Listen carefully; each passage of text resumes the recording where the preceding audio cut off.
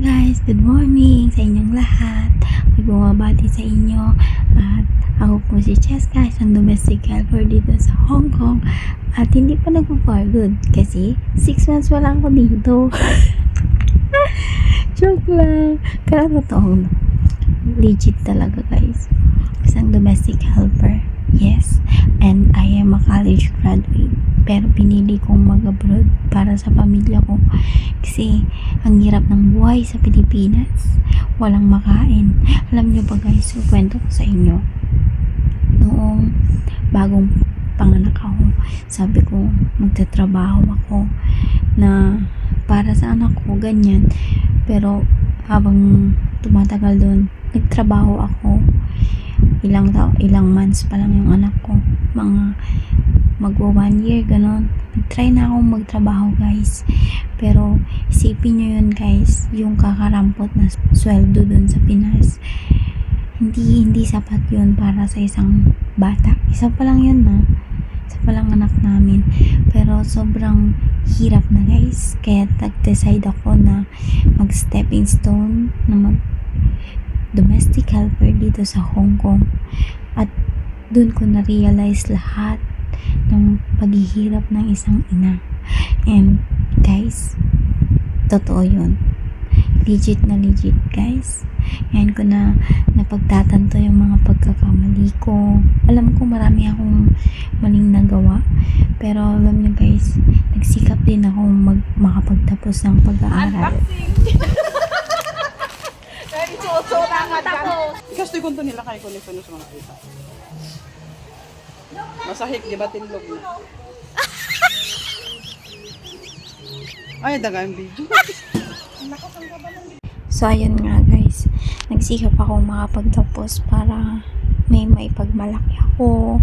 Meron akong matapos din. Kasi hindi ko alam guys kung ano yung talent ko. Hindi ko mahanap sa sarili ko kung saan ako magaling. Hindi ko alam. Kurso ko nga, hindi ko sigurado. Basta ang goal ko lang kasi nun makapagtapos ng pag-aaral. And yung financial support sa family ko is struggle talaga ako nung nag-aaral ako guys. Grade 12 pa lang ako. Talagang struggle na ako nun kung saan pa ako nag-aaral. Basta mahirap ang buhay sa Pinas. kung hindi ka mag-iisip kung paano makasurvive. Kaya pag-ingatan nyo guys kung merong nagpapaaral sa inyo. Hindi biro ang buhay. Mag-aral lang mabuti guys. Ang ganda! Number 1 talaga kapag nag-aaral kayo. Huwag kayong magpo-boyfriend. Huwag kayong malilink sa mga lalaki tungkol sa pag-ibig. O hindi natin maiiwasan pero kontrolin nyo guys. Kapag nakapagtapos na kayo at nakapaghanap kayo ng trabaho at stable ang trabaho, doon kayo hindi muna pala guys, mag-provide muna kayo ng magandang bahay o kaya lupa. Bili kayo guys, mag-ipon kayo. Pero huwag nyo naman kakalimutan guys na mag-enjoy ng buhay. Kasi hindi maganda yung hindi mo may enjoy yung buhay mo. Hindi natin alam kung hanggang kailan tayo magiging masaya. Kasi hindi mo alam kung hanggang kailan kat magtatagal dito sa mundo. Iniisip mong hirap, ganyan. May katapusan lahat. Yung pag-ibig makakapaghintay yan guys. Totoo yan. And yung pag-ibig, nauubos ba? Hindi naman eh. Andyan lang yan. Pero parang mag-focus ka lang muna kasi sa goal mo. Yun guys. Although, marami akong nakilala na hindi naiwasan yan. Pero, kung hanggat maaari, iwasan. Kasi, dun tayo nagkakamali sa desisyon na madidistract ka sa pag-ibig. Yun lang base sa karanasan ko. Yun lang guys. And nasa sa inyo yan kung susundin nyo. Pero for me, kasi na nakasubok na, better na i-distance nyo yung sarili nyo. Kung kayang maghintay ng lalaki na makapagtapos kayo, ganyan, no worries. Kasi andyan lang yan. Pero, ayun nga sabi ko, nasa sa inyo yan. Huwag kayong mag-alala. Hindi ko kayo pipilitin. Pero ayun, doon na tayo sa part ng buhay na realidad. Kasi talagang sobrang hirap. Ako nga nung nag-aaral ako, wala akong maasahan na mag-provide para sa akin. Mag-boyfriend ka, tapos, diba, distraction pa yun. Although, makipagkaibigan ka, oo. Pero huwag makipagkaibigan kasi ibang level yun guys. Hindi nakakabuti sa nakakarami. Although, kung hindi talaga kaya, hindi ko. Pag tumibok nga ang puso, sabi nga nila, wala ka nang magagawa, kundi sundin ito. Pero kung, yun, para sa akin talaga, Mas better kung mag-aral muna talaga kayo guys. Ako kasi, ayun, sabi ko nga, nasubok ko na at nakakalungkot na kailangan na lang tanggapin kung anong naging decision mo. Yun kasi yun eh, kung nag-decision ka, kailangan mo panindigan. Huwag ka nang magkamali sana sa susunod. And, ayun, alam ko naman na hindi ako perfecto eh. Kasi wala namang taong perfecto. Nagkakamali tayo, pero kailangan matuto tayo. Hindi yung paulit-ulit. Kasi kung paulit-ulit, choice mo na yun. Choice mo nang piliin yung ginawa mo. Kasi paulit-ulit eh. Hindi ka natututo. Ganun. So, basta mag-enjoy tayo guys. At ayan, mahirap ang buhay pero kailangan mong pagpatuloy ito. Huwag tayong susuko guys. Para sa baby ko, I love you Sky. Namimiss na kita. Mommy is doing this for you. Yun, sana makita mo yung sacrifice ko para sa'yo. And ayun, mag-aral ka ng mabuti paglaki mo ha. Susuportahan kita. Gusto kong ibigay sa'yo lahat ng hindi ko naranasan nung bata ako. Gusto kong maranasan mo yung mga alam mo yun, yung pinapangarap ko na mangyari. Yung kung maging kawawa ka in the future, ganyan. So, ginagawa ko to para sa ikabubuti mo. Sabi yan na, ako nung nag-aaral ako, alam mo yun, parang goal ko na lang na kunin yung kurso na kahit hindi ko alam kung ano ba yun. Basta makapag-aral, makapagtapos, yun na yun. Kasi nga, inahabol ko, wala akong pera eh. So, may scholarship kaya grinab ko. Tapos, hindi ko alam kung ano nga yung gusto ko. So, kulang na ako sa time para mag-isip at mag-decide kung anong choices. Kaya dapat kayo guys, be responsible sa mga decision nyo. Huwag kayong papigla-pigla guys. Kasi, ang hirap magsisi. Sayang yung time na binuhos mo dun. Pero ginawa ko guys, lahat ng best ko para di naman kawawa yung mga grades ko nun guys. Medyo mataas din naman. Sayang nga lang at hindi ako nag-cum laude dahil sa 5 years akong nag-college. Hindi ko na parang na-disqualified ako kasi nga 5 years ako sa college. Hindi naman 5 years kasi tumigil ako ng isang taon. Yun lang, kaya 5 years siya. Hindi naman ako bumalik na dahil bumalik ako sa second year ulit. Hindi naman ganun guys. So ayun, better lang guys na mag-decision kayo ng maaga pa lang. Alamin nyo na kung ano yung gusto nyo. So, ayun, ngayon, ayan, dito na ako sa Hong Kong at sana makayanan ko at matapos ko yung kontrata ko guys kasi sobrang hirap. Parang nauupos akong kandila sa sobrang dami ng trabaho. Akala ko nga din is susuko na ako sa alam mo yung iniisip mo na lang na para sa anak ko kasi iniisip ko yung paghihirap namin nung nasa Pinas ako. As in guys, yung tipong maiyak ka na lang kasi wala kang pambili ng gatas ng anak mo. So yung gusto mong pakainin ng prutas yung anak mo, hindi ka makabili kasi wala kayong pera. Oo, dalawa kami nagtatrabaho ng partner ko pero hindi pa rin sapat guys kasi may babayaran pa kaming kuryente, 'di ba? Tapos yung mga pagkain namin pang-araw-araw ganun. May kasul pa kaming babayaran, mga ganun guys, yung pang-araw-araw talaga. Kaya sobrang hirap, hindi mo alam kung anong gagawin mo. So kaya nag-decide na ako na mag-abroad kasi wala eh. Hindi kami mabubuhay ng maayos kung hindi ako mag-abroad. O sabihin natin na pwede ka naman magtrabaho ng Pinas pero may pangarap ka eh. Gusto mong matupad yun. At gusto kong ibigay sa anak ko yung best ko na ibigay yung mga pangangailangan niya. Kaya sana matapos ko at makakaroon din kami ng sariling bahay. Hirap kasi nang nakikitira ka or wala kayong sariling bahay. Yung tipong anytime pwede kang palayasin ng may-ari ng bahay or lupa, ganun. Kaya nangangarap ako guys na magkaroon ng sarili ding bahay parang araw. Kaya yun guys, nagsasacrifice ako. Yun guys, we're going to the rock. Oh my God!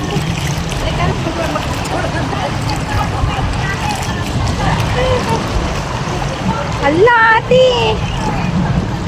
Ingat ka dyan. Hala, ang lamig naman. Paano naman maliligo na to? Kaya nga, lamig ng tubig.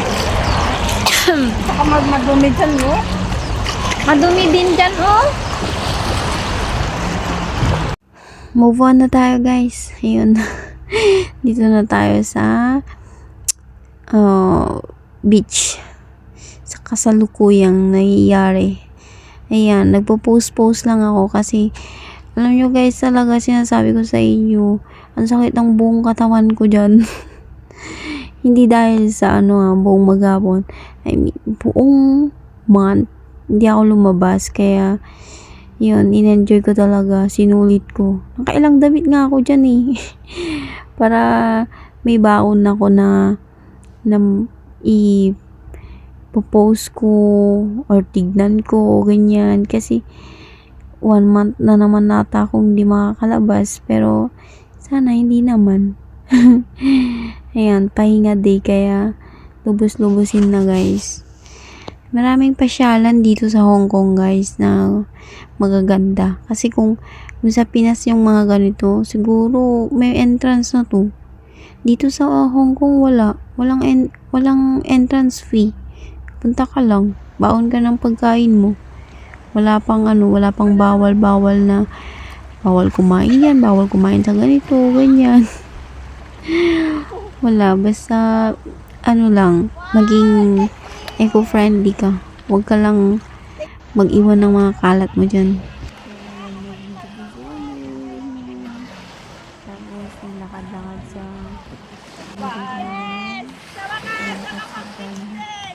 kasi I love sea. I love sky. Kaya nga sky yung pangalan ng anak ko eh. Kasi nakaka-relax. And my favorite color is sky blue. Kasi nga po, malamig sa mata. Tubig. Yun. Pero para sa iba, meron yung ibang meaning eh. So, kanya-kanya na lang tayo ng paniniwala guys. Basta ako nakaka-relax pag nakikita ko yung sky and sky blue, ganyan. So, ayan. Tsaka, dito ka lang sa Hong Kong nagagawa yan na. Sa Pinas, naku, Diyos ko, maraming marites dyan. Chika ka pa, mamarites, i-judge. Ano ba yan? So, dito ko lang nagawa yan. First time. 'Di ba?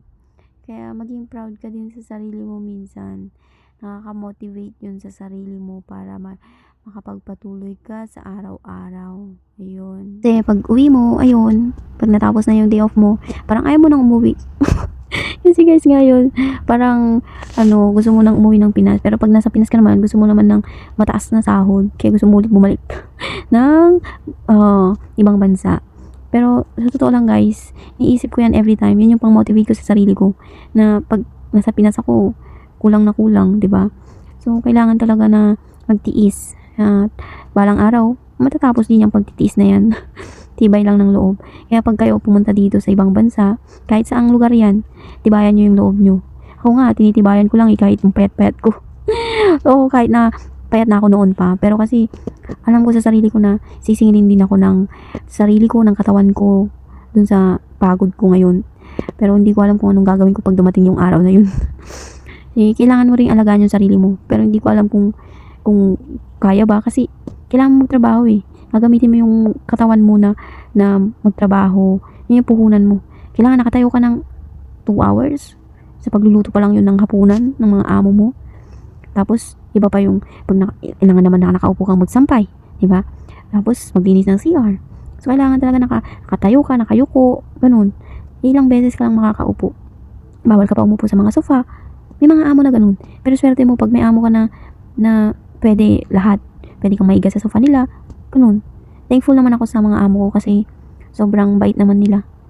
Pero meron pagka-stricto, ganyan. Kasi walang perfect na tao, di ba? So, ayun. Kailangan lang talaga na, di ba, pagtiis. Ganun. Pero, happy naman ako sa amo ko. Kasi, yun nga. Hindi naman sa parang alam mo yun, hindi naaabuso, pero parang naaabuso. Kasi kailangan mo, iba kasi dito sa ibang bansa. Sinusulit nila yung bayad sa'yo, yung sahod mo. Kasi alam nila na mataas yung palitan ng dolyar sa peso. Alam nila yun. Matatalino sila. 'Di ba? Tapos, hindi mo hawak ang oras mo. Kung sasabihin nilang magpahinga ka na, saka ka lang makakapagpahinga guys.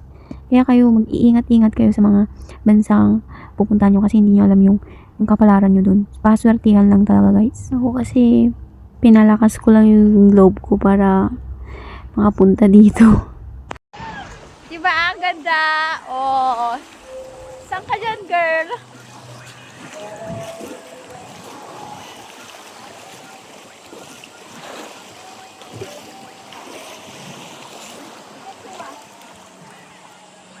Pipicture na. Pero pag nag-iisa ako, grabe guys. Iyak ako ng iyak. Parang gusto ko nang umuwi guys. Ganun. Pero pag kinamagahan, kailangan mong bumangon. Kahit masakit yung buong katawan mo, kailangan mong bumangon. Kasi, dyan na yung tawag, diba? Jessica! Like ganun. So, kailangan mong bumangon kahit sakit-sakit ng buong katawan mo. I'm okay, but I'm not. I'm okay, but I'm not. I smile, I laugh, I say a lot. I say I'm good, I play my part, but I'm okay, but I'm not. I got better than hiding the truth and pretending I don't miss you.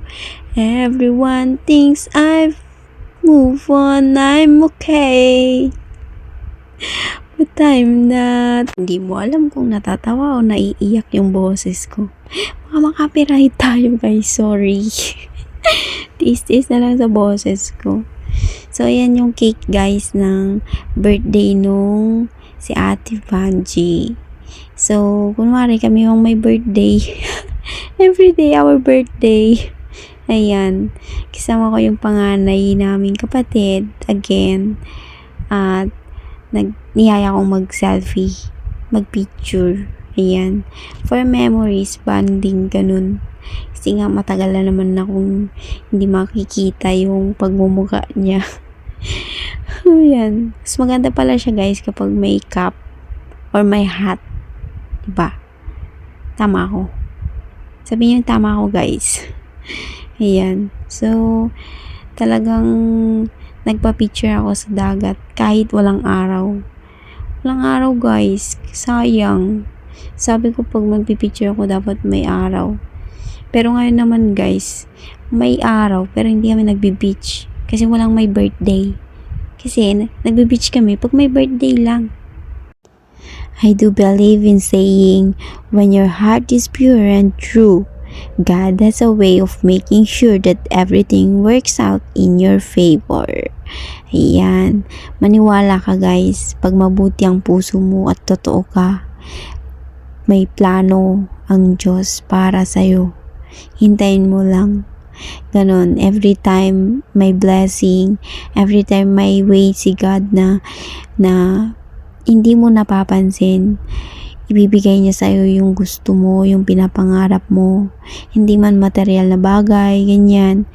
Pero magtiwala ka sa Kanya. Siya lang yung may kakayahang maging posible ang mga imposible. Ganon guys. Maganda maligo dyan guys, kasi walang araw. Tapos yung mga kasama mo, ayaw pa nilang maligo. Parang nagsawa na sila kabi-beach. Ako kasi first time ko dyan mag-beach eh. Na magtampi-tampi sa ganyan. So, ayan, enjoy lang. Ang mawalan ng pag-asa na kahit maraming problema, huwag kang susuko. Tatapos din yan. So, yun. Saya-saya guys. Basta happy ako, happy na ang lahat. Happy na yung mga nerves ko. Happy na yung mga muscle ko kasi talagang bugbog eh. Bugbog pero na ganun. Kasi dalawa yung alaga ko guys. Mahirap yun. So, ayun guys, hanggang dito na lang yung video natin. Hanggang sa muli. See you in my next video.